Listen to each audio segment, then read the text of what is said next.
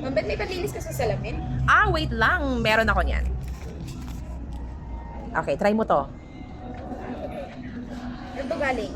Ano order ko yan dito sa TikTok? Sobrang mura lang yan. At talagang tuwan-tuwa ako dyan. Kasi akala ko mag-need ko na magpalit ng salamin. Kasi feeling ko malabo. Pero nung pinunasan ko lang yan, ay naku te, parang bagong-bago na. At hindi lang yan pwede sa salamin. Pwede din po yan sa mga cellphone, sa camera. Ganun din sa camera ko.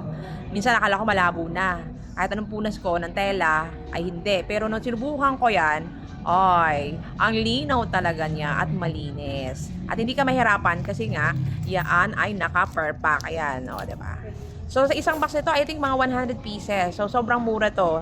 No, wala pang 100 to. Kaya, check na kayo sa ating yellow basket. Bye! Okay, tingnan mo na nga. Ano nangyari? Malinis na. Ah, sige, subukan mo isuot. O, diba? Okay.